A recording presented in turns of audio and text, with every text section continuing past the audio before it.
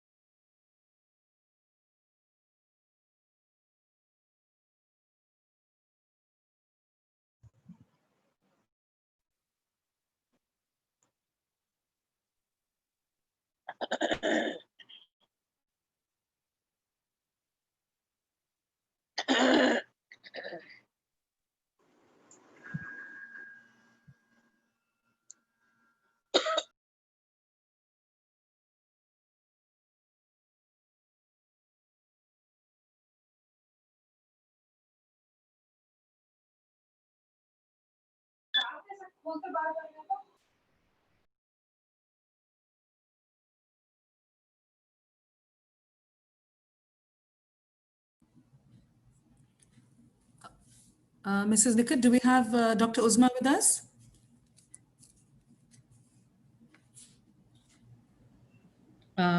Just let me check. 1 Okay. minute. Okay, sure.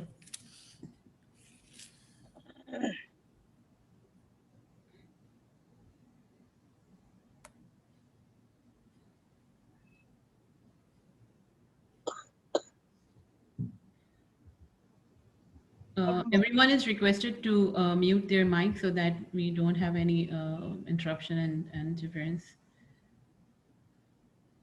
I think she's coming in 1 minute. Sure.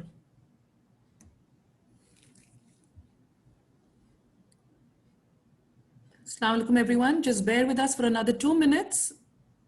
As soon as we have our guest with us, we will, inshallah, start. Thank you so much for your patience.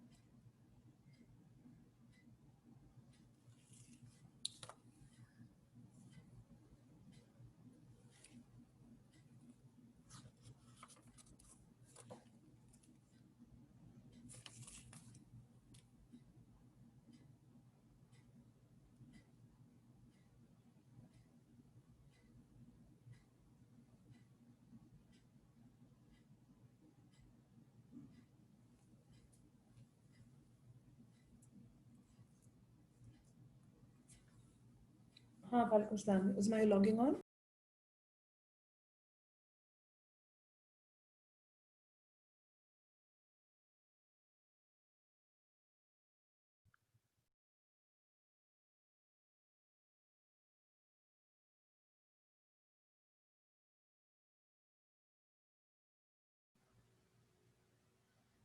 Miss Samira, your mic is mute now. Okay. Right. Mrs. Nikat, can you hear me? Yes, I can hear you. Okay, can I just request any one person to unmute their mic so that they can confirm if they can hear us? Yes, we can hear.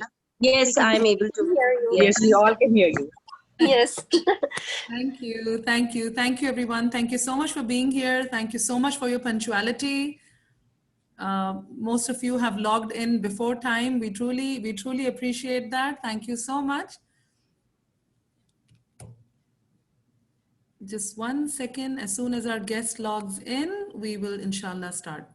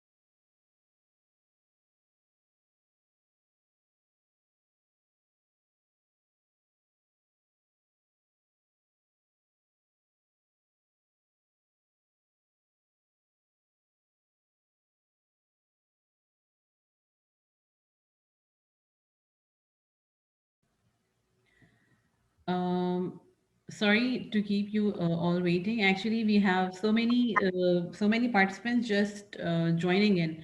So I'm just keep sending the messages and the group, the Zoom link on the main group. So I'm really sorry that all of these links are being shared again and again because people are joining at the last moment and we have to keep everyone updated. So the purpose of just sending the links again is not just spamming the group, but we are having a lot of questions and everything. So a very warm welcome to everyone, and we will just start in a while because I think there are some connection issues at Dr. Uzma's side, so we are just waiting for her to join in. Mrs. Uzma, can you hear us?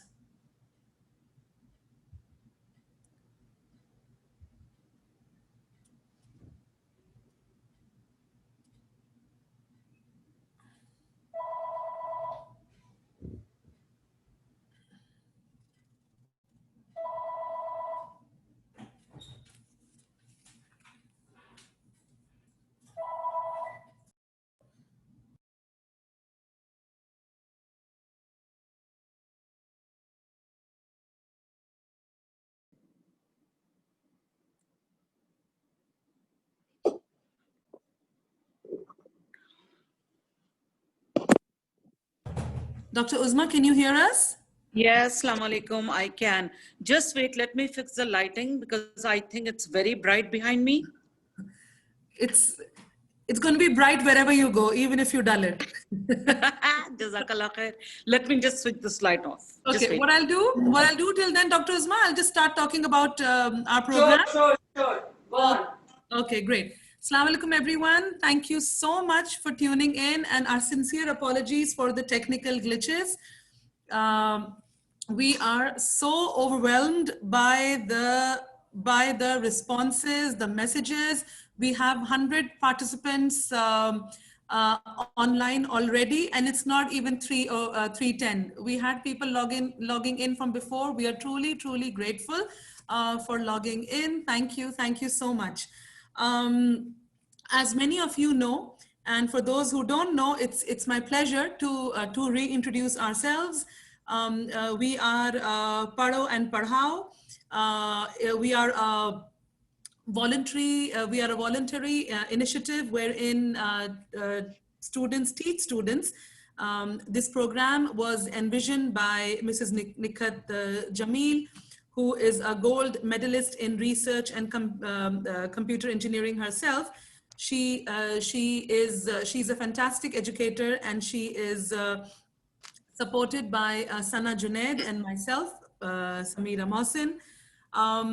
What happened was that we all know that all of us are living in these unprecedented times. We are going through situations and scenarios which we haven't envisioned in our lives ourselves. So, as they say that when the going gets tough, the tough get going. So what happened is that, okay, so just we were thinking how best to keep children engaged in a productive way, and by staying in their homes and staying safe at the same time. This is when we realized that it is essential to empower children and also instill in them a sense of community service and compassion towards other children. And all this starts at a very young age. So what initially started off a couple of months back, not even 3 months, it was a small initiative where a few students got together and they were giving Zoom lessons to other students. We started off with basic style subjects like English, math, and science. And now the program, Padho or Padhao, has taken a life of its own. We have almost 50 teachers enrolled on our program, and almost 150 students who are taking different classes, various subjects like general knowledge, art, French, Islamic studies, history, home sciences, and personal development. It is our desire, obviously, to serve the community, not only students, but parents as well, whose support has been so overwhelming in these last few weeks. We hold special classes over the weekend for students and for parents. It's just our way of giving back to the community. And one such talk is the one that we are holding today. This talk is particularly special to us. Our guest today does not need an introduction, and if I were to introduce her properly, it would be a talk in its own, right? So I'm going to try my best to do justice to our guest today. She, like I said, to many of us, she doesn't need introduction. She stands tall without heels. She is one of the most influential 60 women amongst the 60 women in the Arab world, and it's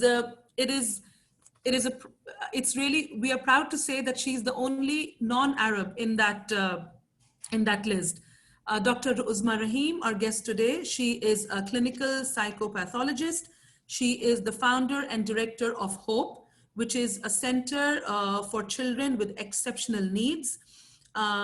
It's obviously based in Jeddah, Saudi Arabia, and it is the first multilingual center for special needs.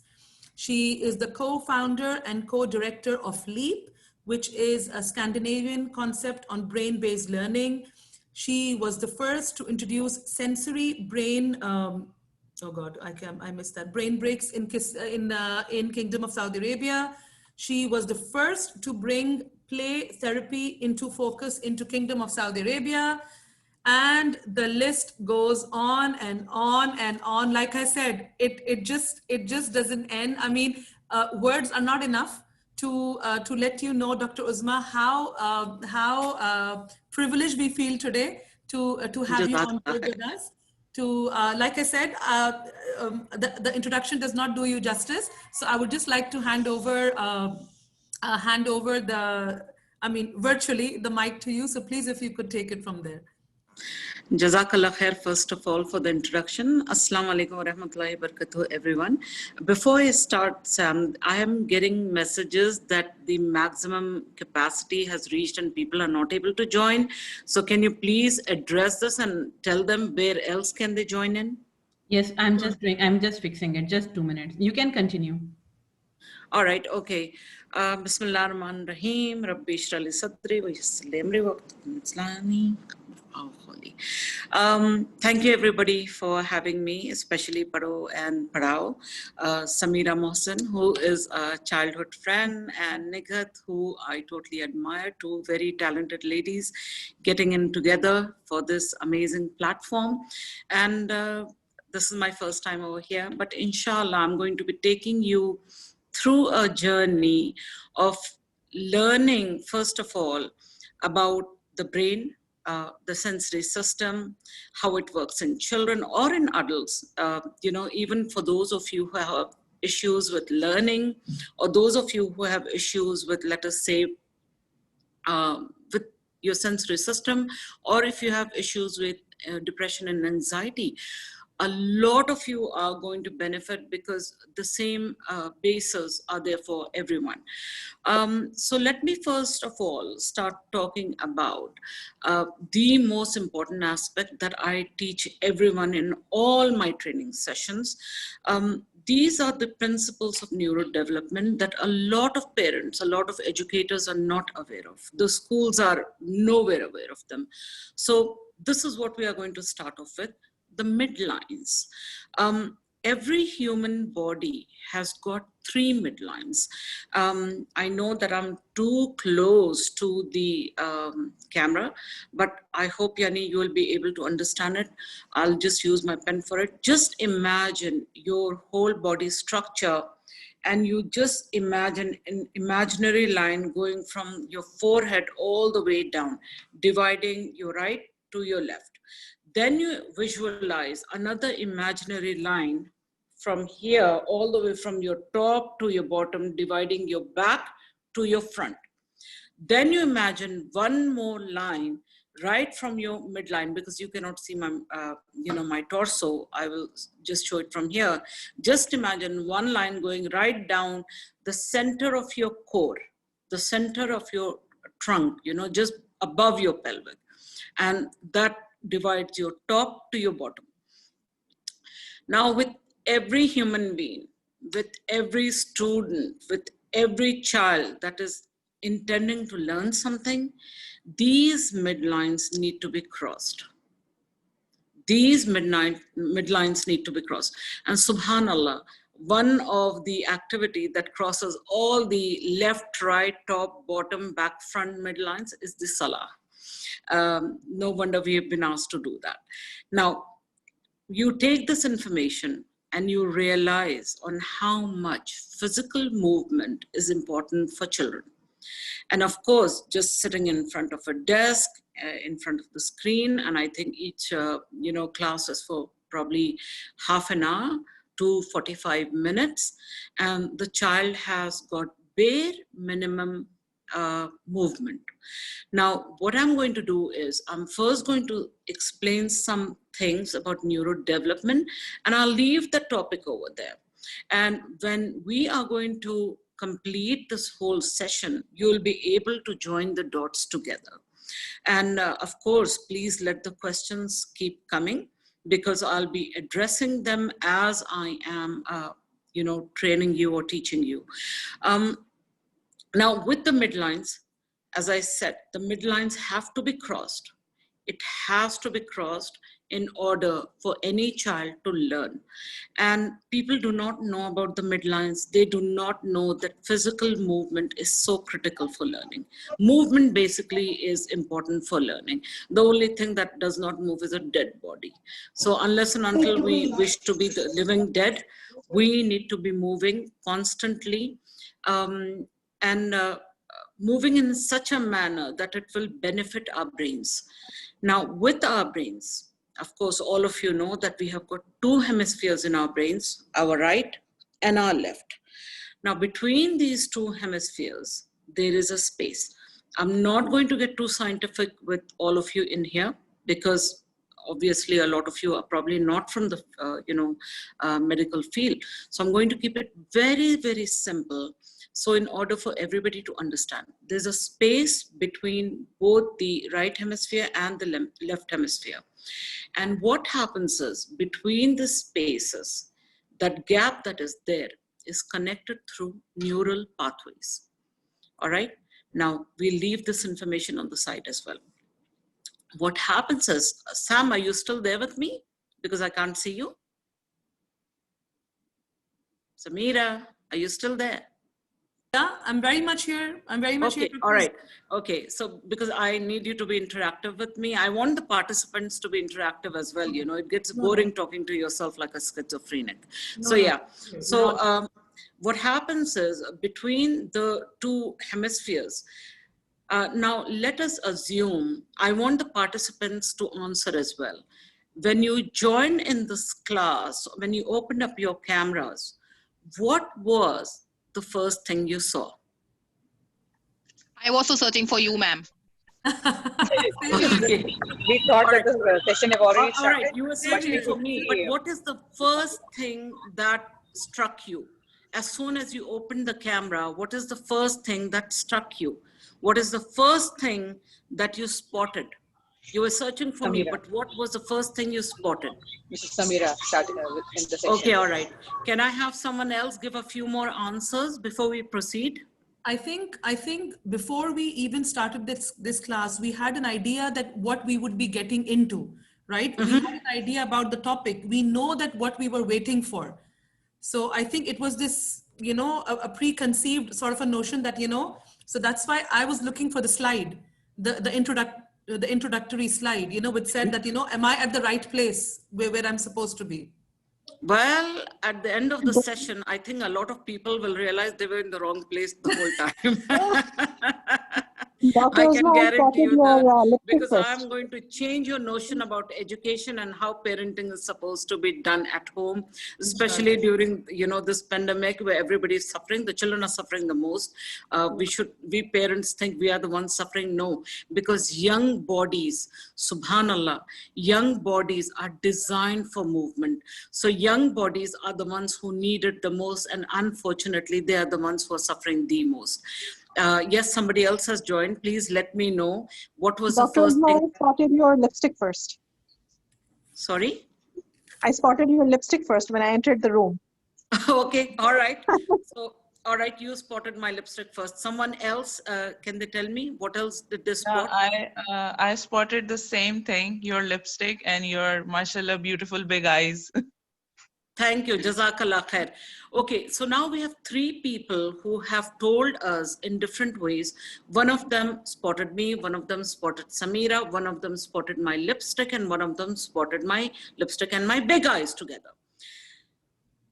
Please know what it means. Everybody has joined the same space. The same camera is on, the same participants are there. You know, it's just me and Sam out over here. And yet each one of you noticed something different. Now, people say we have 5 common senses. Well, let me tell you, therapists will tell you we have 8, and scientists will tell you we have 33, and some of them will tell you we have beyond 300. Each receptor on our tongue, the sweet, bitter, and all, is also counted as one sense. Now, this is very important even for the parents. I hope the husband and the wife have joined in, and not just the moms, because this is something that is going to benefit the couples as well who are facing troubles in the marriages. It will help them spot the differences of opinion that creep in due to your sensory system. So, whilst most of us are visual people, a lot of us are tactile people. The largest sense in our body, our skin. And a lot of us are auditory people. These things are so important to know that everybody can enter the same room and everybody will spot something different. Maybe a lot of you are spotting the kiswa behind me, and that's perfectly okay. That's a figure ground perception. All right, I'm the figure, that's the ground perception. And that is totally dependent on your sensory system. So you may have, you know, I'm going to come to the children later on. I'm going to be talking from the parents' perspective. You may have a husband or a wife who has got a very uniquely designed sensory system, and they will not be able to know this themselves unless someone teaches them. Just like fingerprints, no two sensory systems are the same. Subhanallah, we are so uniquely designed. So what will happen is a husband and a wife may enter the same room, and one of them might spot the child, trying to focus on the class, on the Zoom class that's going on.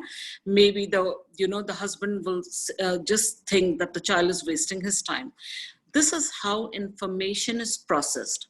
Now, we are going to come back again to the two hemispheres that we were talking about and the gap in between. What happens? Any information, this is very vital for all of us. Sam, by the way, Nighat, I'm addressing both of you. There's somebody who's commented, sent me a message just now that a lot of people do not know where to join in and they're losing out. So please let them know that this will be available on YouTube or where else, where they can, inshallah, benefit from. So what happens is that this is about information processing, and this is for your children, this is for yourself, this is for all human beings. What happens to a human being is when you are in a space, now I've just come into this class over here. So what happens to me is my sensory system will gather the information from my environment, from the room that I am in. I was late in joining because I was trying to fix the light, I was trying to fix the air conditioning. And what happens is that my sensory system sends out signals, from my brain, from my body, it sends out signals on how to regulate myself. Regulate myself means my behavior, my emotions should be collaborating. They should be on the same wavelength. The moment something goes off, that's when you say a human being is not able to function properly. This happens with children who have temper tantrums. This happens with bad-tempered men or women who are constantly irritated, people who have depression, anxiety, all of these things. You're not able to regulate. Now, coming back again to information processing. So when I sat in this room and the information came to my body, sent out the signal, you're feeling warm. Somebody commented the lights are not proper in the background, so I had to adjust that according to them. And then I joined in. In a similar manner, what happens to you is you come into a space, be it a learning space, be it a room, be it into a relationship, whatever it is, even if it is a classroom. The information that you will take from your environment, this is your sensory environment, the space, the physical space is your sensory environment. You take information from there and it goes into your sensory system and it stays there only for 1 to 2 seconds, not more. Just 1 to 2 seconds, not more. What happens is from the sensory systems, it starts going into your short-term memory, And it stays in your short-term memory between 10 to 20 seconds, approximately. And from there, it moves on to the long-term memory. And how does this process of taking in from the sensory system to your short-term memory and to your long-term memory, how does this information process all that way? It's because you're practicing or you're rehearsing.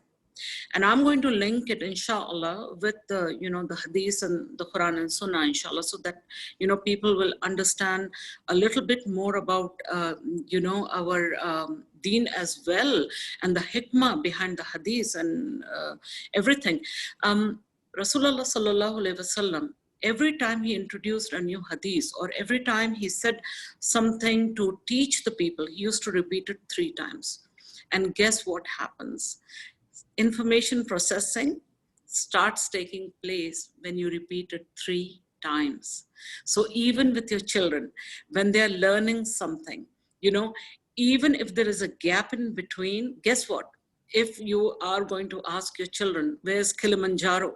All right, they're studying geography and you're asking them, where's Kilimanjaro? And your child is supposed to respond to you where it is, and they have not learned it. Maybe the mom, while eating, can just address the question to the child and say, where was that mountain again? And as they're watching television, the father can question and ask, and where was that mountain again? And when you are constantly stimulating the brain, at least 3 times from the sensory system into your short-term memory, and from here 3 more times practice into your long-term memory. And that is like your, you can say your attic or your basement, where you store all the things that are very important. That's our repertoire. And every time we want something brought out of our memory, we dig in there and we bring it out. I'll give you a simple example. Majority of us, how did we learn it? A, B, C, D, E, F, G, H, I, J, K, L, M, N, O, P. That's how we sang it. And if you, try to retrieve, if somebody will ask if you know the alphabets, that's the rhyme that comes to mind because that's the way you were taught. And it was rehearsed so many times. It was practiced so many times, it has become a part of your memory bank. Now it's the same with children. It's the same with people who have got anxiety, depression, panic attacks as well. They repeat the thoughts so many times. They repeat, like for example, I can use my own example. When I was young, people always call me, fatty. And that stuck because when you're constantly calling somebody, hey fatso, hey fatty, and because your brain is constantly hearing this information, it keeps processing it. That's why be very careful on how you address people, because that becomes a part of their memory bank and that becomes a part of their life. How ebb is that? And how sad is that people live with this for the rest of their lives? Even with children, majority of the time I have noticed, a dirty look to the children is fine, but I have seen parents go to the extent of calling them stupids or idiots. And this impacts a child's, intrinsic and extrinsic motivation. And these are things that stay with them for life. Why is bullying not encouraged in early childhood years?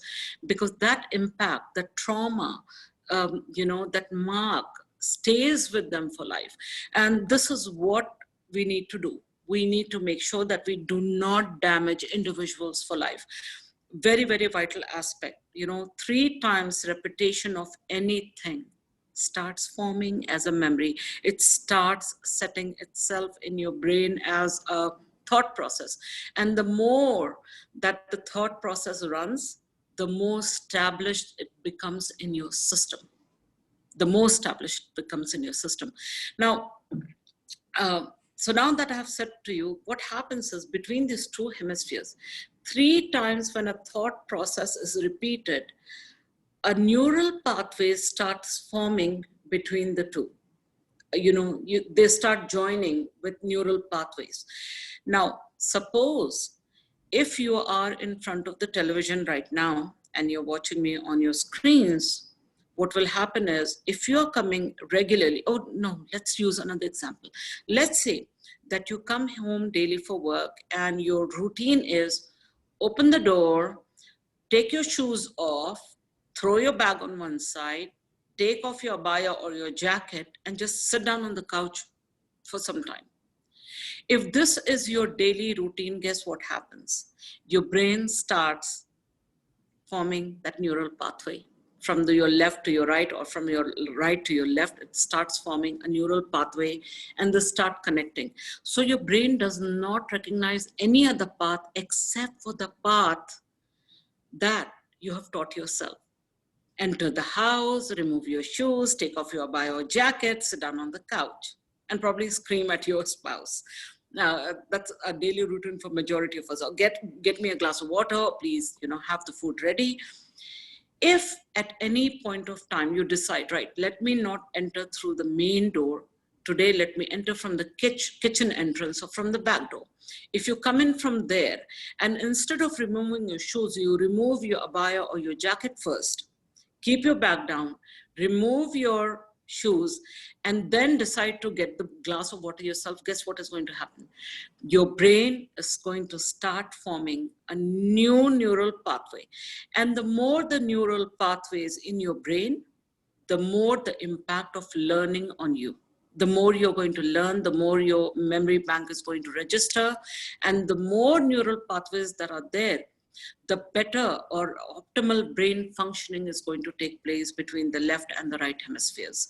And this is why, change your routines. Don't stick to the same routines.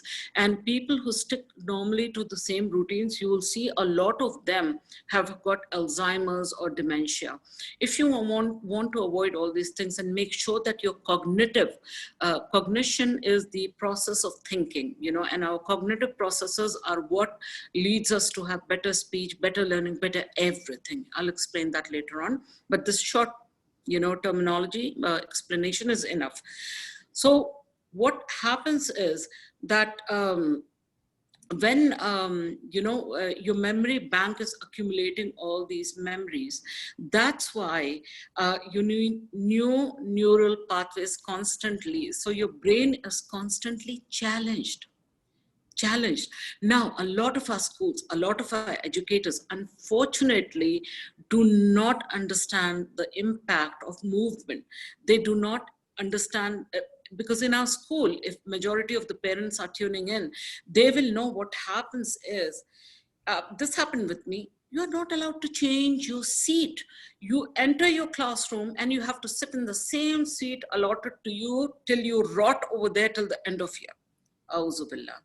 And that has got to change.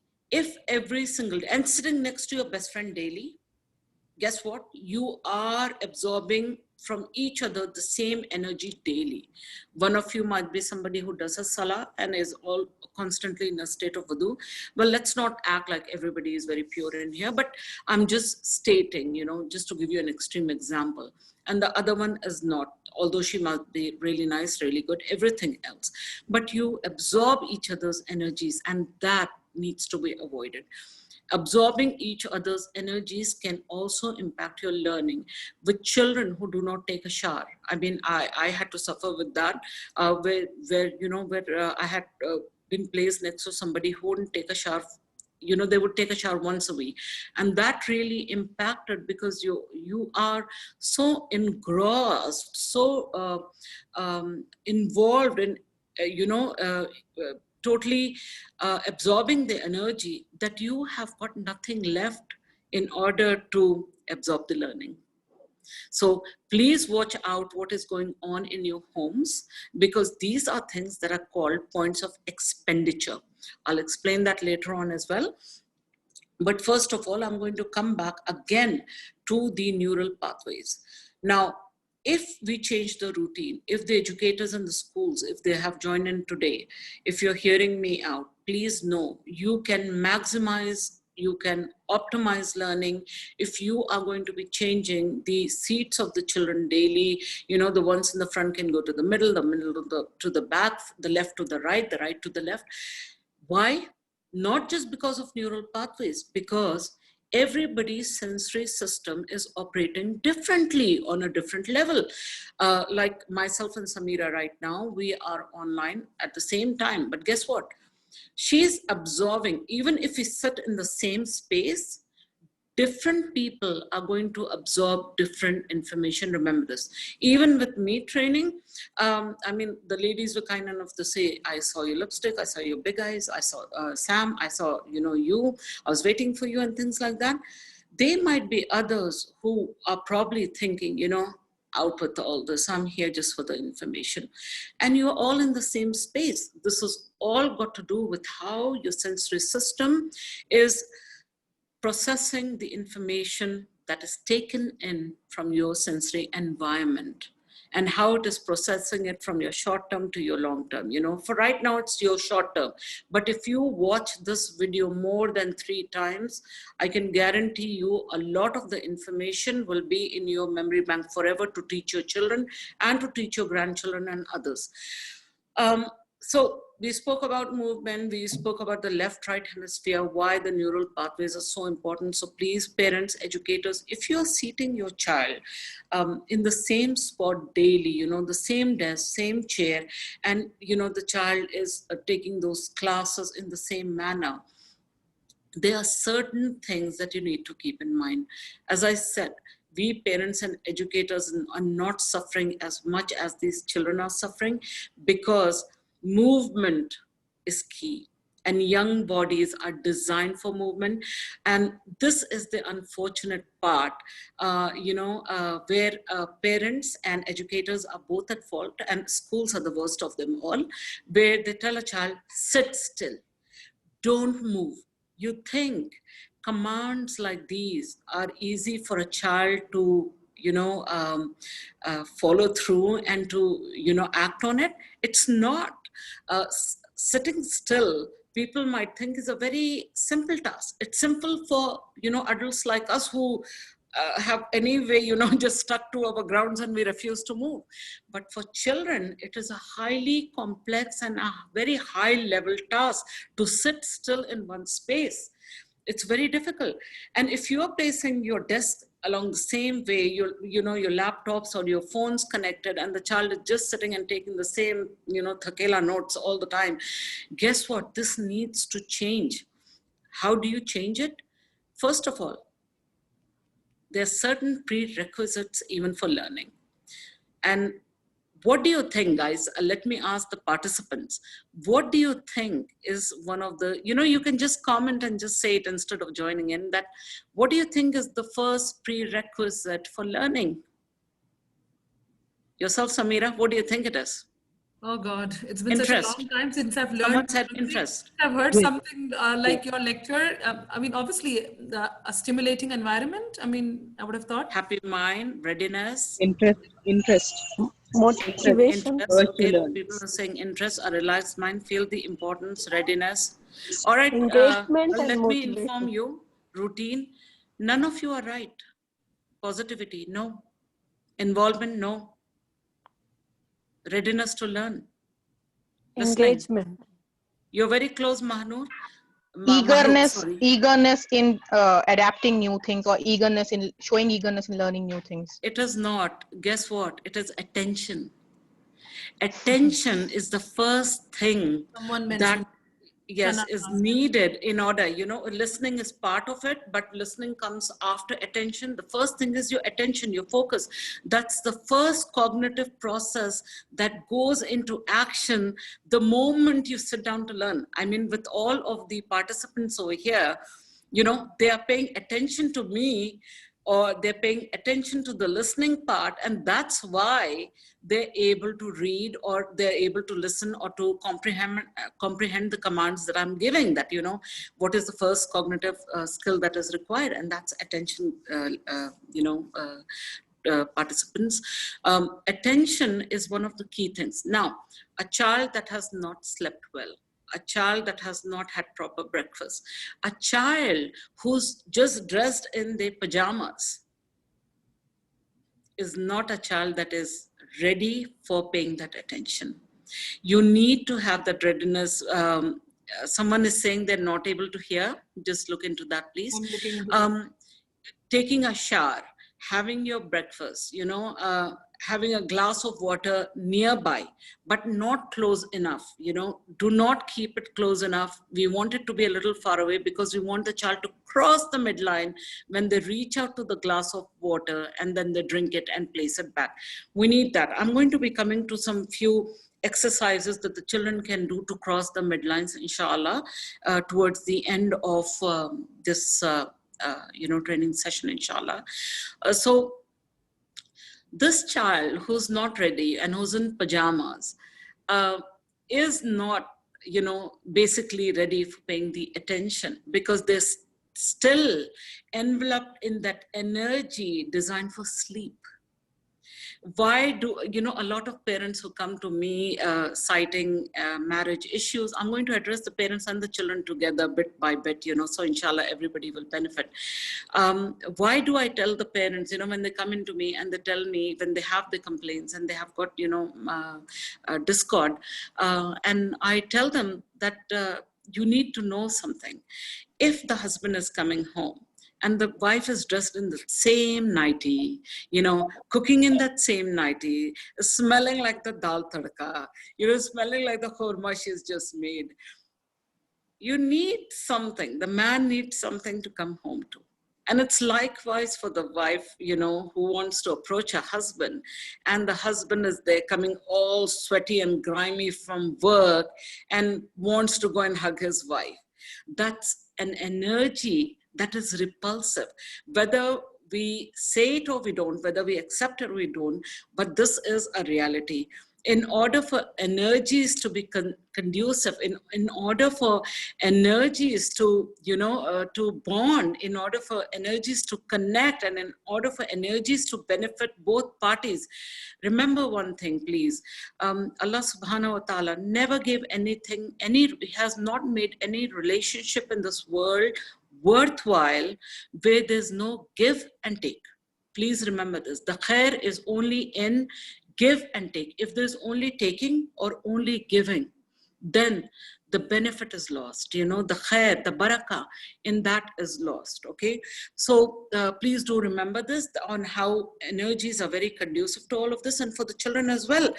Getting them ready, even if you're waking them early, you know, do some movement with them, getting them ready for actually sitting down in that space for that long hours in order to take a class. Even if they need to reach out to a snack, make sure it is within an arm's length, but not too close, because you want some body part to move. And if there are teachers who are watching me, don't tell the children, don't fidget, sit still. Because you see, this is not the child doing it deliberately. This is the body trying to regulate itself. So the brain is sending a signal to the body, hey guys, move. I need you to move. I'm not able to do it. Let me explain with an example. Like if you're sitting, like, you know, in a crisscross manner on the floor, you know, with your legs crossed, and somewhere your joints or your nerves will send a signal to your brain that, you know, I'm starting to hurt, I'm starting to ache. You know, and when you get the signal, you immediately shift your position. When you get the signal that's starting to hurt now, it's starting to ache, or I'm starting to get stiff, you do that. It's the same thing with the children. You know, be kind with these children. You know, learn about neurodevelopment so you understand on how children are suffering the most, be it at home, be it at school, or anywhere else, because we are taking in too many preservatives, too many chemicals. We have a lack of movement. We are not playing. I grew up hanging from trees. I used to climb trees, hang from the branches. I used to roll in the sand, everything. If I tell my child to go roll in the sun, and they're like, what? Ew, no, dirty. This is the kind of comments you hear from them. Give them a screen, they're the happiest people possible. And it's very unfortunate. And because because Saudi Arabia is so hot, you know, you can't really send them out in the heat as well. Although, despite living in Saudi Arabia, what has happened to majority of us is our vitamin D3 levels are very low. Very low. All those of you who are complaining to me about, you know, about depression, anxiety, panic attacks, or, you know, lack of attention, or just having this brain fog, guys, get your vitamin D3 level checked and your vitamin B12. You know, the vitamin D3, you get it, it's not a prescription medication. You get it off the counter. I think it's 60 or 65 real. And just, you can take it just once a week. It's just once a week. Make sure that your children are also having it. You know, go to your pediatricians, and, you know, because children up to the age of 14, get their levels checked. Because a lot of time, these depressions, anxieties, and panic attacks that I see from people, you know, is nothing but lack of minerals. Minerals. I'm not even telling you medication. People who are in medication, I think I've had more than 800 people maybe that have taken off medication. More than 800 people. Just because I told them, go get a blood test, you know, get a blood profiling done, bring it back to me, let me have a check. When I looked at it, and I found that the minerals were so low. That's all. That's all. You do not need a therapist. I keep saying this to people. You do not need a therapist. The therapist is within you. You only need someone to show you the way, but the path can only be taken by you, because you can take a horse to the water, but you cannot force the horse to drink that water. So it's a similar thing, you know, the healing is within you, the therapist is within you. I can only guide you, show you the direction, but it's you who has to take the path. And if you don't, well, you know, everybody is a sahib aqal. So yes, so for the child, coming back again to the child, I go to so many schools, and one of the biggest issues that I've seen is not just the amount of children in a classroom, you know, sitting in very close proximity to each other, you know, where there's no physical space for the child to have any movement or to move around or to even cross the, you know, desks and chairs and all. And really, you know, if you are in touch with your schools or with the educators of your schools, send them this video link of mine where I'm saying this very openly, that I have seen one of the biggest mistakes that they are doing is that the chairs and tables are not appropriate for the children. They are chairs and tables that are, you know, what do you say, designed for storage. They are designed for, you know, what do you call it, for stacking. They are not really designed for the child's level, let me say. And by level, I mean physical level. In how many homes and how many classrooms I have seen the feet are dangling. They're dangling from the chair. They're not touching the floor. You know, the feet need to touch the floor. I'm going to be talking about that. The feet need to be touching the floor. This is not happening. And what is happening is the desk is supposed to be midway on your rib cage. Midway on your rib cage, and then you have desks that are either up to the chin or down here to your chest or really near to your pelvic. So guess what is happening with all these things? Just like us humans, if we have a depressive episode in our life, let us say, or we have something that is troubling us, that point of expenditure, you know, that's the point that sucks our energy, all our attention goes towards it, our focus goes towards it, we think about it the whole day. That black point, our point of expenditure, that desk and chair becomes that for the child. It becomes the point of expenditure where the young body is trying to adjust with the level of the desk, the feet dangling and not touching the ground. I just told you, one of the primary reasons is if your child is studying at home, this is not in the classroom, but this is at home, where I have said, you know, our skin is the largest organ of our bodies. Now, what happens with our skin is if you're barefoot and if your feet are touching the ground firmly and flat, then your skin absorbs all the receptors in the feet. Majority of receptors are in the sole of the feet. Why do we have all this acupressure and reflexology in our feet? All those points, when they're firm and they're stable and they're hard on the ground, those receptors are activated when it touches the floor, and the skin absorbs information from the floor as well. And because we are, you know, just like we do the sujood, we have negatively charged ions, and the earth has got positively charged ions. So every time we do the sujood, we actually recharge ourselves and we come back up. And when we go down, we recharge ourselves once more and come back and up. So subhanallah, look at the hikmah even of the sujood, the science. People should not be labeling it as just, you know, the religion. The science, you know, in our deen, and the hikmah behind the hadith. Subhanallah, amazing. This in itself should be a topic for future, you know, PhD holders or people who are doing their theses or dissertations. This should be a topic of interest.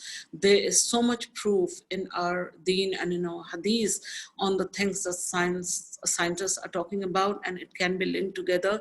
And with this, inshallah, we can bring people back into the fold of the deen, inshallah. You know, make them love the deen even more. Do not look upon the deen as a religion, but also as a science in itself, which is helping you perform better, which is helping you evolve. And what better way than to keep the children excited and start them for really young, and they will have this with them for this information with them for life, and they will follow upon it, and you know, this will become a sadaqah jariyah for us. So this is not meant to be a Friday lecture, but so I'll come back again to what I was talking about the feet dangling. Now, what I always say to a lot of parents is that, you know, the feet should touch the floor. Okay. Now, work surfaces that are there, I am going to use, let us assume that your child is right-handed. And, you know, so these two hands that you see, this hand becomes, you know, this hand becomes the stabilizing hand. It holds the paper. And this one becomes the active hand. This is the stabilizing hand, and this is the, you know, acting hand, which works, you know, or you can call it the worker. And this is, you know, the master, this is the worker. And this is what happens with the hands.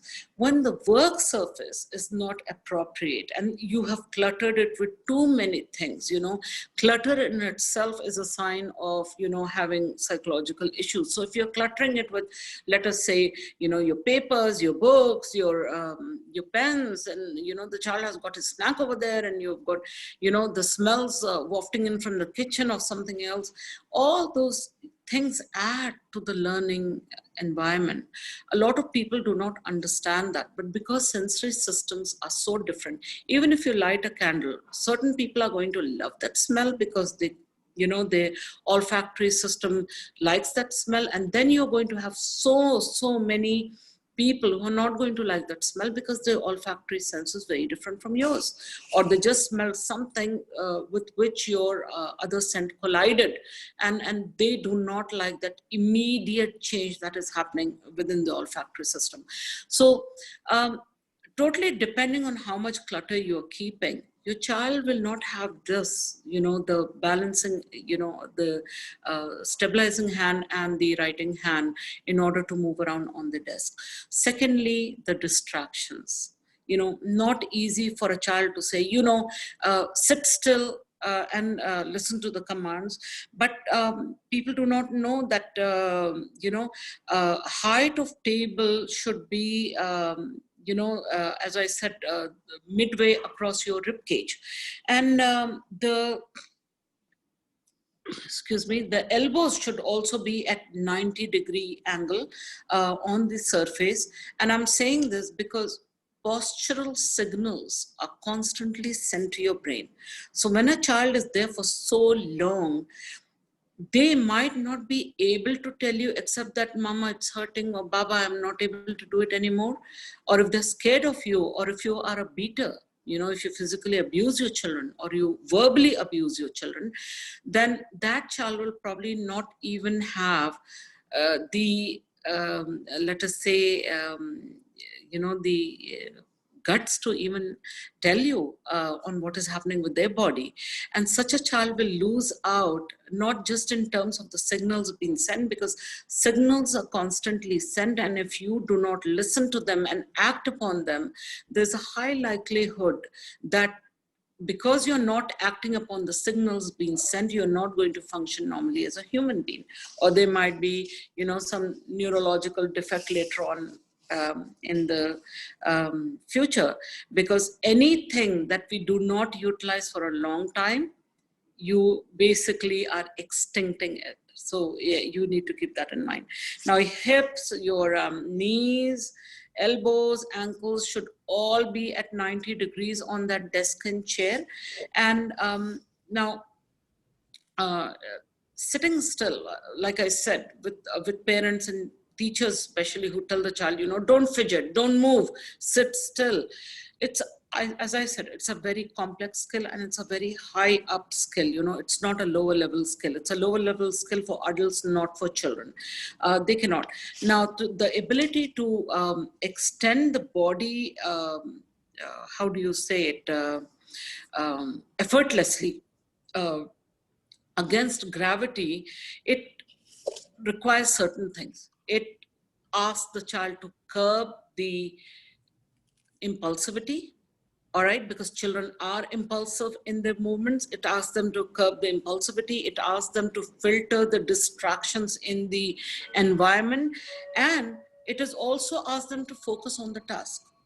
Now, little children, there are very few, maybe a handful that can be multitaskers. Majority of children cannot listen to, signals coming in from the body, coming in from the postures, coming in from the attention bank, and then you're focusing on the learning. So just make sure that, it requires, this sitting still actually requires a high level of neurological maturity. You need to know this.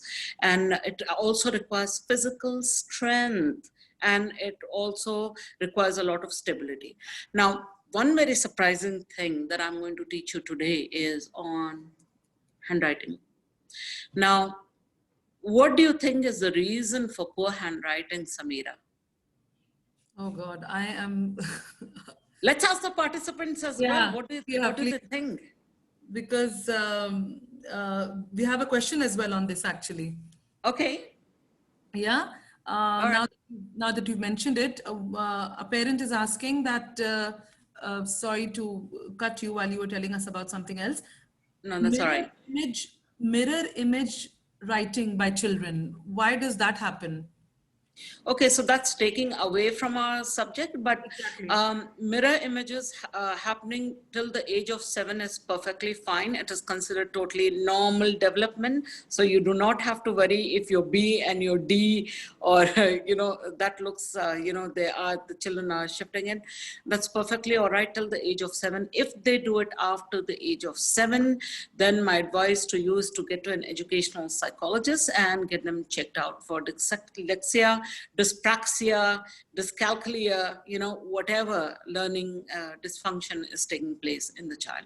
But that is after the age of 7, not before that. Sure. Thank you. Let's go back to your question, right? Yes. So asking the parents, the participants now, what do you think is the reason behind poor scissor skills or poor handwriting? Poor eye-hand coordination. Ma'am, because of the pincer grip, the fine motor skills, those children, they do not have dexterity. Not correct. This is why we need to have more awareness classes, so we can teach people on uncomfortable seating position, Dr. lack of attention. I have seen that the kids having poor handwriting because they have excuse that now since we have computers and touch screens, they do not need to improve it. And I have seen that not even holding the pencil properly. I don't know why, but they have a clear reason that now everything is too much online. So they do not want to focus on improving the handwriting. None of you are right till now. It is because the bones in their hands and fingers are not developed properly at younger age. Not correct. Not having a proper hand stability. I'm enjoying this. Maybe due to, for example, the one who is teaching is with the same poor writing, maybe because the children are copying. No. I'm Like for reading my the comments daughter, as well and listening to you guys as well. None of that, like guys. my daughter, what happens is that she cannot write properly. Like when she starts writing, she has a very light grip. So what I have discovered, according to, like, as a mother, I feel like that her pincer grip is not very, what do you say, strong, or It's got it's not nothing to firm do yet. with the pencil. Guess what? Guys, it Okay. has got nothing to do with the pencil, nothing to do with genetics. It has lack got of nothing movement, to do maybe with the past. Midline, crossing the midline? Nope.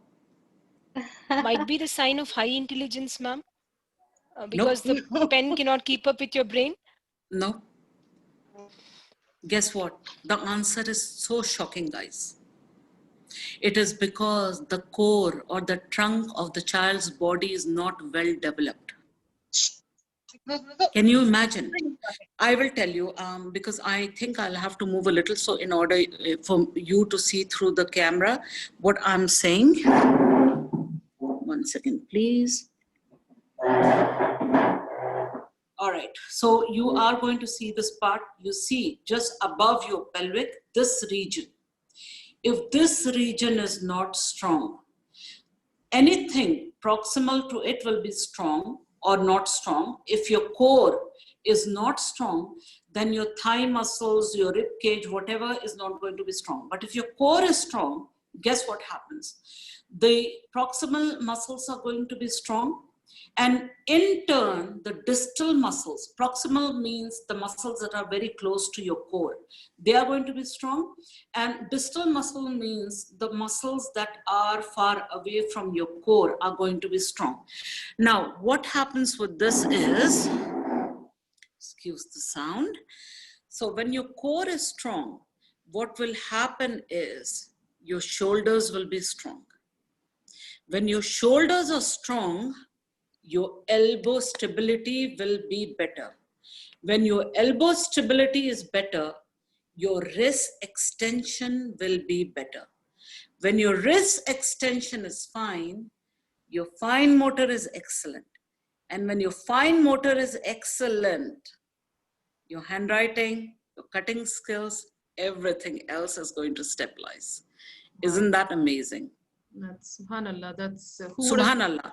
Yes. So who would with have- a lot of parents who are not allowing their children the motor skills that is necessary for developing the core, please get them to the Cornish, let them hang on the monkey bars. Even if they're lazy, you know, just drag them. And, you know, because below the age of, you know, before they become teenagers, you can get away with anything with them. It's after they become teenagers that they start, you know, making our lives difficult. So if they are young, please get them there to those monkey bars. Let them hang from the monkey bars, you know, let them hang from the monkey bars. Another thing is, which our parents are guilty of, you know, especially from our, let us say, communities, is they give majority of the work, the household work, to the girls, and they say, you wash the dishes, you vacuum the floor. But guess what? In order for a human body to regulate, and I'm saying this even to the moms who complain, I do household work all the time, they don't even realize that they're crossing the midlines. Their depression, their anxiety, everything can be resolved if they start viewing it as cheap and affordable and free therapy. Crossing the midlines, even for the dads who have joined in, doing heavy duty work, making, you know, the boys and the girls wash the dishes. Please watch my movement, washing the dishes. Can you see what has been utilized? The elbow stability, the shoulder strength, and the wrist and the fine motor. You want your child to have good handwriting, and you want them to have proper, you know, fine movement, dexterity, you know, you want them to have that, or you want them to dribble a ball properly and all. Start by washing the dishes. Can you see the movement? Can you see the movement? Children who do this and wash the dishes like this, down, lift it up. Lift it up. Let a parent be there who lifts it up. Develop your children. This is all possible when both parents are involved. If you're going to shove it, no, this is the mother's job, no, this is the father's job. Guess what? The father and mother are not the ones who are losing out. It is the child. Because incredible rise in sensory processing disorder, incredible rise in autism, incredible rise in attention deficit and hyperactivity disorder. If you are going to work on your children right from the moment they were born. I started working on my daughter when she was 2 weeks old. Everybody were laughing at me, but because I work with disabled kids, I knew exactly what to do from the time she started.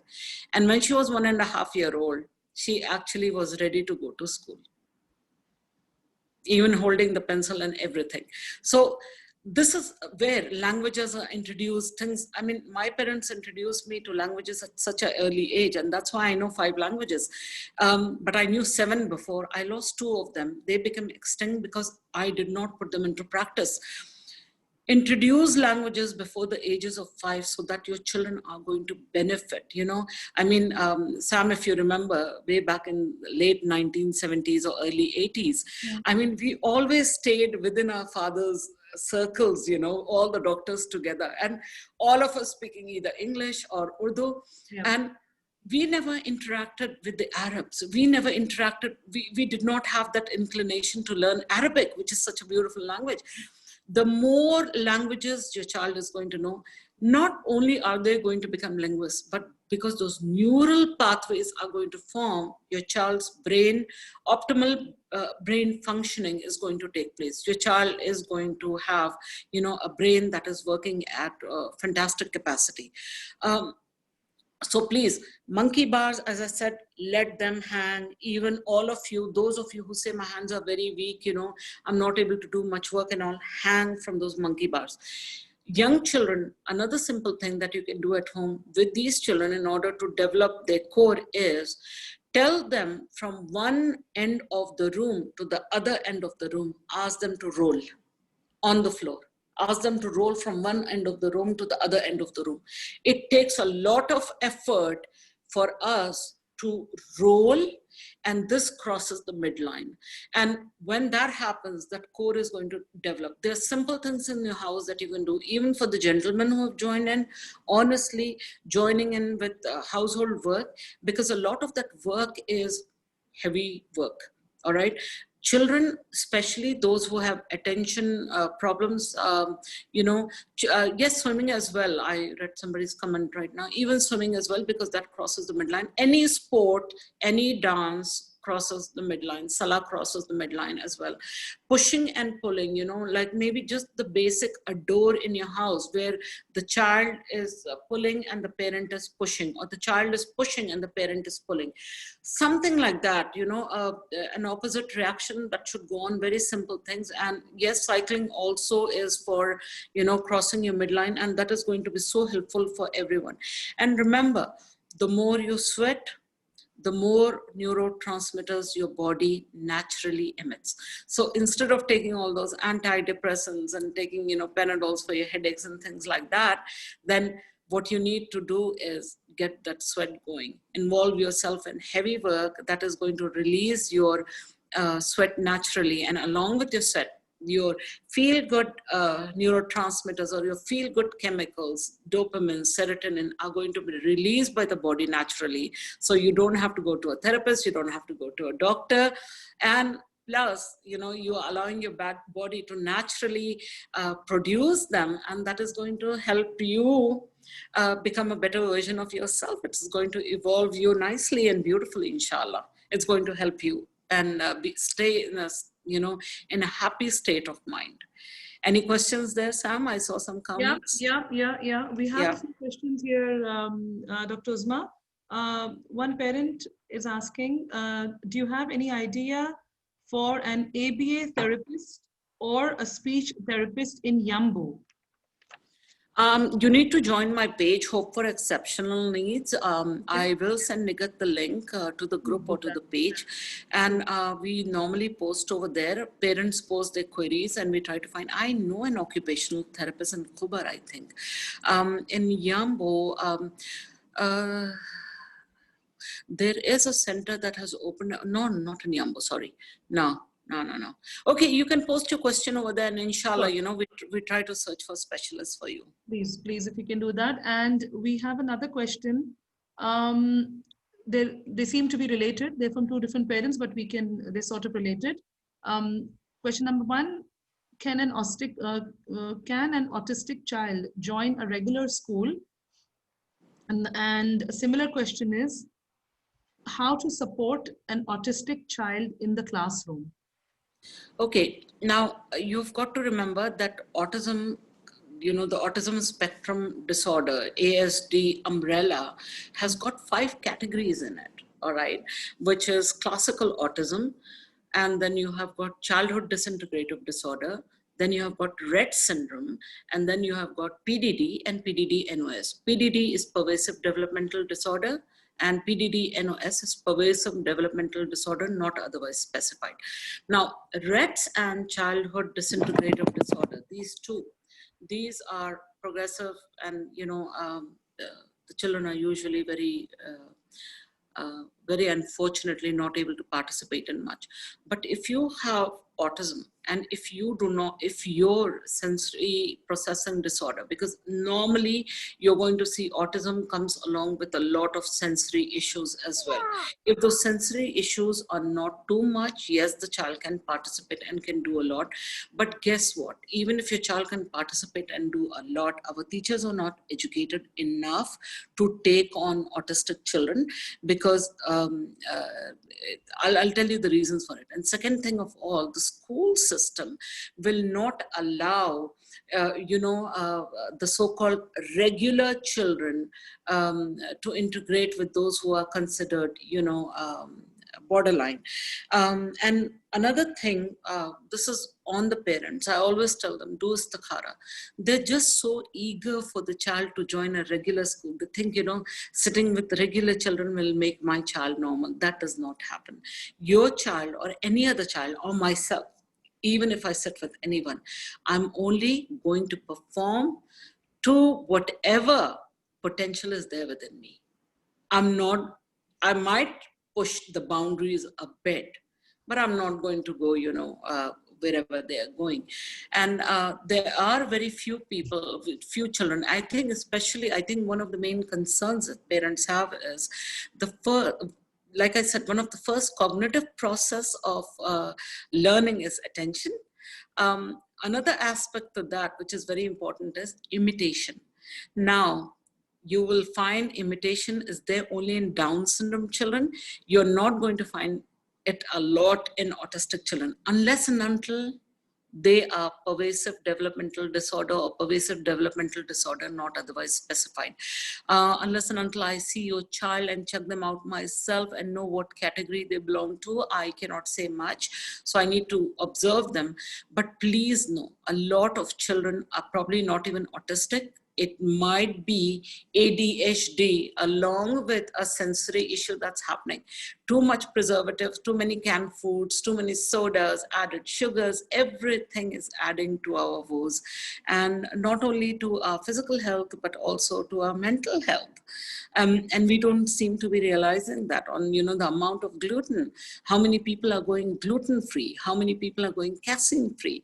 And when you reduce that, you actually will start seeing, and I'm not joking, if you've got young children, reduce the amount of gluten, all those pizzas and everything, adding yeast to everything, those processed flours and processed sugars. Drop that for a week and watch the difference in your child and in your child's learning. You're going to see a huge difference in the behavior as well. In fact, not only in the children's behavior, even in your own behavior and in the way you feel. Yeah. A very interesting question, Dr. Uzma.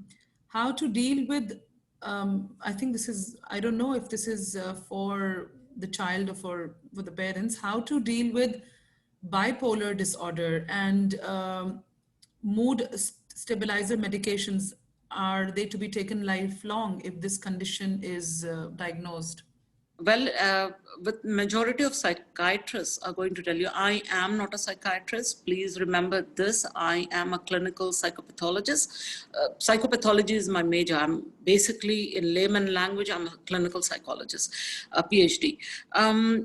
So I do not prescribe medications. But let me tell you, my sister is a psychiatrist in Houston. And from what I know from her, that medications are prescribed, for life or for a short duration, whatever, if the benefits outweigh the risks. So, we are not going to be talking about that, but if any one of you wishes to join any session with me, a therapy session, then I usually have about 6 to 7 people together. Inshallah, I'm going to start adding the men as well, because I have noticed that there's nobody for the men out there and it's just for women.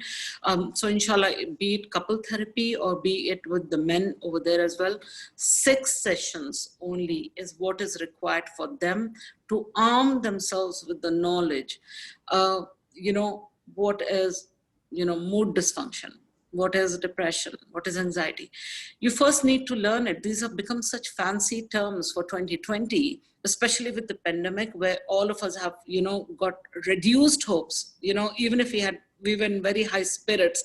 Somewhere our energy levels have gone down. We have not been interacting with our loved ones, not feeding off, the positive people in our lives, with feeding off their energies in our lives.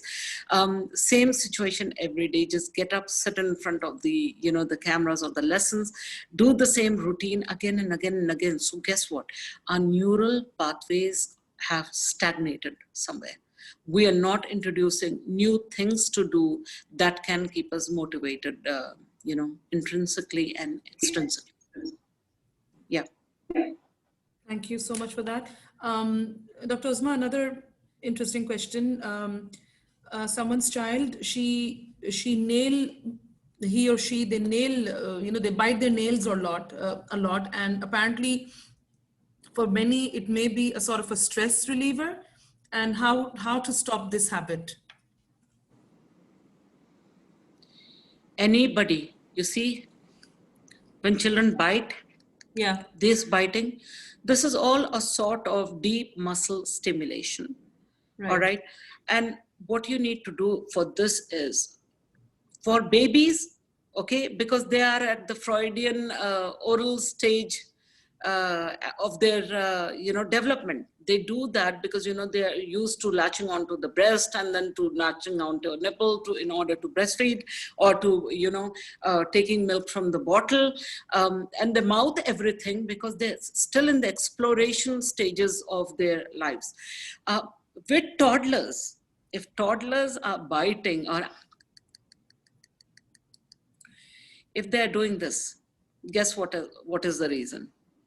I want the parents to guess what the reason is. Oh, God. Yeah, for a 6-year-old, that's a toddler. I don't want to go there now.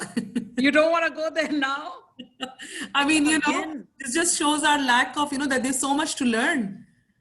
There is a lot to learn, and these are such simple, basic things. No, it's not frustration. It is lack of gross motor activities. Wow. It's because his midlines are not being crossed. A toddler is somebody whose motoric activity is the most 2 to 4 years. That's why it's called the terrible twos. They start, and when they bite, that means that they have not been stimulated enough in the gross motor. Running, racing, I mean, subhanallah, if there is one game that's, mentioned in our deen, what Rasulullah sallallahu alaihi wasallam used to play with Hazrat Aisha, it's racing. They used to race because it crosses the midline. When was the last time you raced with your spouse? When was the last time the two of you decided, well, let's have a competition? All these things are there. If we can just grab on and use that positively, rather than hearing, the narratives coming in from mullahs and all that we don't really relate to. We need to find people within our religion who can connect us with the proper things that are there. And inshallah we will. Yeah. Somebody asked something else, I believe. Yes. You've got quite a few questions coming in. Okay. Why do children stammer? How to deal with the stammering issue in children? Oh, well, it can be several things. You need a speech language pathologist to work that out. It can be neurological. It can be severe anxiety. And a lot of parents do not even realize that it's the style of parenting that lands the child into all these things. It's probably not just the sensory system of the child, where you will see if you have 3 children, not all 3, like our parents used to say that all 5 fingers are not the same, different shapes, different placement, and different use. It's the same with children. So a child, you may have 2 children who are not scared of you at all, and you might have one. If you just give one dirty look, and that child might just crumble in front of your eyes. So this is all because of, differences in the sensory systems of each child. That's so interesting. Who would have thought, right? And now this is a question that I'm sure all of us are having to deal with this every single day. And the problem probably starts with us, that first of all, how do we control ourselves from being addicted to social media? And how do we then control kids? Again, neural pathways. Mm-hmm. Your neural pathways, you are so addicted to it because your brain has started recognizing social media, taking the phone, and it knows exactly which icon to press and what to look for, which groups to search, your friends, this, or who to troll. It's because and who you hate, and you're like, oh, here she comes, and okay, you are ready for the post as well. This is all got to do with your neural pathways. If you start different, well, a simple thing that you can do is every time you think, okay, I'm going to pick up the phone now and be on Facebook, let us say, if you pick up the moment you're picking up, if you replace that one thought, this is also for people who have negative thoughts. If you can replace that one thought of picking up the phone with 3 different thoughts or 3 different activities that you can do.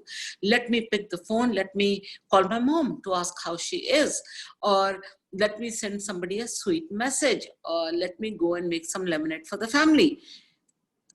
3 things that you can replace this one thing with. And if you keep on repeating it, your neural pathway will form, and you'll start seeing yourself getting detached from it. But it's probably gone into your long-term memory, and extraction from long-term memory will also require you to replace that one thought with 3 differential thoughts, for a considerable long period of time. If you have been on social media for 15 years, you need to be working on yourself for a good amount of years in order to remove that thought. You're shaking your head. What do you say, right? Okay, Yes. we have a question here. I have a 3-year-old daughter who doesn't talk. She says just a few words, but repeats all the rhymes. Okay, that he hears. He is addicted to gadgets, and now when I try to teach him showing interesting books or flashcards, he doesn't show interest. How can I make him come towards studies and leave gadgets? All right, 2 things. First thing of all, I think I need to check your child. So please inbox me. I need to check your child, first thing. Second thing of all, I want to tell parents. I had a parent who came in and said, you see this child, Dr. Uzma, they constantly eat chicken nuggets. And I said, okay, who introduced the chicken nuggets to them? They didn't learn it from your belly, because this is what parenting needs to take on, just, parents do everything really bad. They introduce all these, things to the poor children, and then they blame the children for it. They introduced the chicken nuggets to the child. They kept on giving it. The child, because of his sensory system, his gustatory system, the receptors in his tongue love the taste, the crunch, the sound that, this chicken nugget makes, and they love it, and they start eating it, they start consuming it, and the parent is like, they are addicted to it. Well, hello, you brought them to this addiction. Right. True, Yeah. True. So for those of you who are having new babies, undo what you did with your previous children and start redoing something else. Seriously. I guess, there's so much we need to learn about ourselves first, right? That Yeah, how totally, do the kids, totally. This is why just the sensory system itself should be a topic by itself. Let me tell you, by itself. If I am able to explain the sensory system to people, trust me, a lot of people are going to understand, this is what is going on with me. Oh, this is why my husband's behaving that way. That's why me and my mom-in-law are not able to get along. Trust me, it is nothing to do with the person's evilness or anything. It has got to do actually with how your sensory systems are designed. Subhanallah. Subhanallah. Okay. Interesting questions. There's so many coming in that they just keep on going up and down. Shy children, people who don't express themselves, people who are children who are too shy to express themselves in front of others, even though they are pre-teenagers. And so this is in public, but whenever they're at home, they're like, talkative and open, and, so what can be done about that? Again, it can be the tactile senses, but I need to see the child, because you need to check the self-esteem of the child as well around others. all right, self-esteem, self-worth, all these things also, on how confident the child is. Sometimes, going into these developmental classes is very vital. If the parents want it, I can start something like that for the children, but that totally depends on whether the parents really want it. But for the parents themselves who need my help, inshallah, my training sessions that take place, there are 6 training sessions, and the cost is 500 riyals for all 6 of them, because the whole point is I want to make it affordable and I want to be reachable to people so that people do not have to suffer in the spaces for too long. I think that should be something really interesting, I think. And, inshallah. Right? And especially in these times when we're not getting the opportunity to, to venture out and get exposed, that should definitely be a very good option. Please keep posted on that, right? Okay, will do. Inshallah. Thank you so much. Dr. Uzma, there's another question, please. How can we try to understand the difference between people in terms of exercise? Some seem to very evidently be experiencing increased dopamine after exercise and sweating, while others feel completely exhausted, irritated by the effects. Again, you see, because bodies are also uniquely designed by our creator, not just our sensory systems, even our bodies. I mean, why do we have people who are born healthy, who stay healthy, and who die healthy? And yet we have people who who are born healthy, stay ill all the time, and yet and they die unhealthy. You cannot say that. This is all about life processes, on how your brain body connection, on how you're aging, on what you're putting in here, inside you, not just in here, what you're putting in here as well. Everything counts. Honestly, a lot of people do not even realize that they're staying in a poor relationship that is acting as a vacuum cleaner for their own energies, and it's sucking out everything from within them. And yet when you ask them and they say, I don't have a choice. Well, you do have a choice. The problem is you are scared to look at the choices you have, and after you thoroughly examine your choices, you are afraid to select one of those choices, because with a lot of people, they are like, well, we have children, well, what next? And I want to especially point out to the parents over here, with majority of the people who come to me for therapy, this is something that I always see. And, I am so disappointed in people when I see that, because with a lot of the parents, when the moms come along and they say, I'm suffering from depression or whatever, and the father says, well, what's your fee, Dr. Uzma? And when I tell them my fee, and I heard one of the men say to his wife, I can get you gold earrings for that. So you see, wearing, I always say this to people, that wearing this, a plate-sized pendant, around your neck, or huge earrings, is more important than what's going on over here for people. You don't look after your mental health, that, that all that gold in the world is never going to bring you the happiness or the comfort or the soothing, or the soothing, or the, what do you call it, the calmness that you need in order just to survive. Absolutely. Yeah, we give more importance to the jewelry rather than to going to a therapist. So there's a difference in mindset, isn't it? I mean, that needs to start from us. It needs to, totally, because you see, especially during the pandemic, majority of the psychiatrists association leaders have said that not only in Saudi Arabia, throughout the world, after the pandemic, the amount of psychologists and psychiatrists that we are going to be needing, they said, we do not have enough in the world. We don't, and we have got so many people suffering.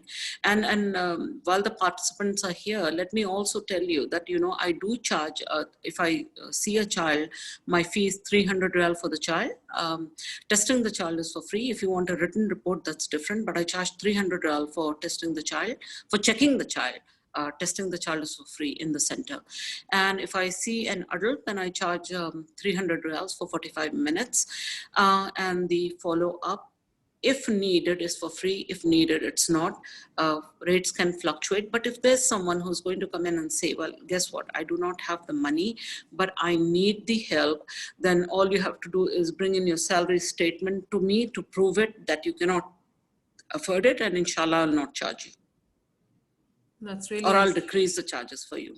That's really, really kind of you, Dr. Uzma. I think we have a lot of messages who are lots of messages on the screen and on our WhatsApp group who are asking how they can reach you, they can connect with you. I think we need to probably get in They touch. can join me on my group, or they can join me on my wall as well.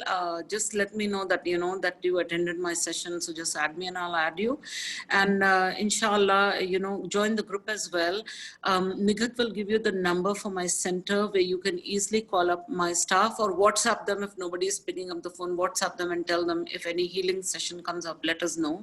And if 6 of you get together, even if you're friends or even if you're couples, 3 couples who want to get it together for 6 days, go ahead and reach out to me, and inshallah ta'ala I'll do a session, 6-day session for you. It will be for 2 hours each. So make sure that you place your children somewhere in safe hands and you come along in order to get your sessions. 2 hours every session. So that's like for 6 days, that's like 12 sessions. Fantastic. Thank you so much. Thank you so much for your time, Dr. Uzma. We just have, if we can just have one more question, please. There's somebody who asked me about teeth grinding. Yeah, I think so. There is a parent who asked me about teeth grinding. Again, it has got to do with this or on the amount of anxiety or psychological pressure your child is under. Sometimes, please remember, one of the most common things that when children grind their teeth, the first thing they do is get a stool test done to check if they have got any larvae in them. So get a stool test done or a urine test done, and also get a blood profiling done. All right. To be honest with you, I always knew that, when I join in to train people, my notes are here and I've left out half the topics because the question and answers are so many from the parents. But maybe inshallah ta'ala in future, maybe we can just do a Q&A instead of a training where parents can ask their questions maybe. Samira, you can keep that in mind. Definitely. I think it's no time. I mean, it's just not enough, isn't it? We've got so much interest, Dr. Uzma.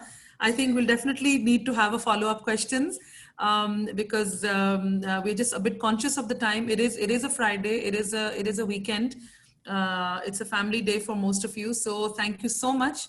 Thank you so much. We are truly grateful for the. Most welcome. The parents can also just, follow me on Instagram. Although on Instagram, is just very simple things. But yes, most of my information is either on my wall on Facebook or on my group. It's called Hope for Exceptional Needs.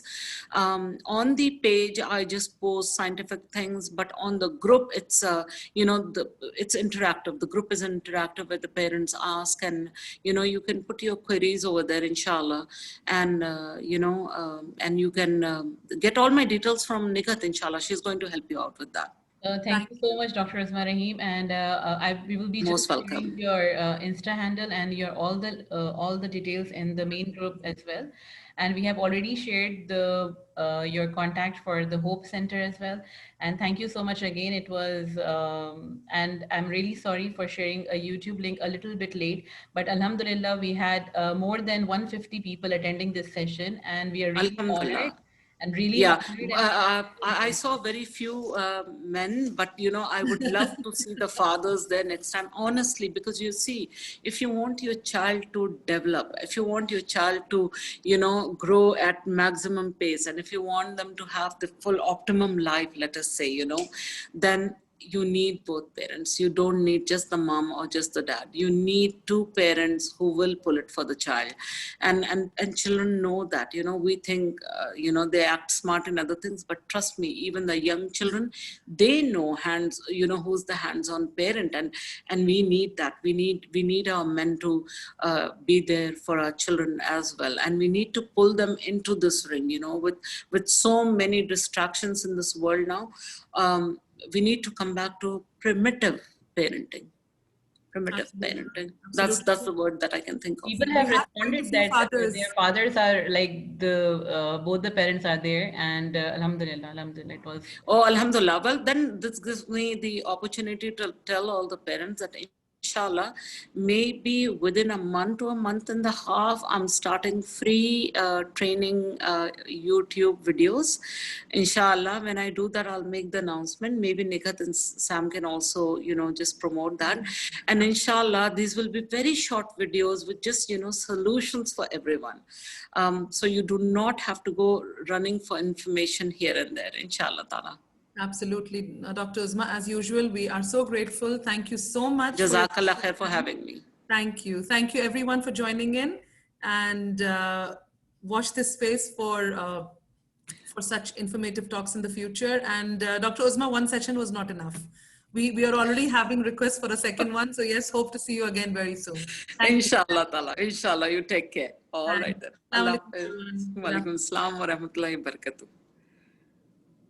And thank you so much, Mrs. Samira Mohsen, for hosting this event. And I would like to, before everyone leaves the group on the WhatsApp, we would like to announce two other very important topics, and which will be coming up soon.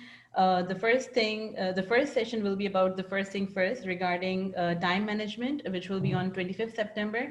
And inshallah, we will be announcing another session on like mid-October, maybe. We will update you soon. Regarding the good touches and the bad touches or sexual harassment, like on this topic. We are just planning on this, and we will be announcing soon. Thank you so much, Mrs. Samira Mohsen, for conducting this session. Thank you so much for my behalf, and thanks to all the participants who attended this session. Thank you, everyone. Thank you so much. Assalamu alaikum. Assalamu alaikum.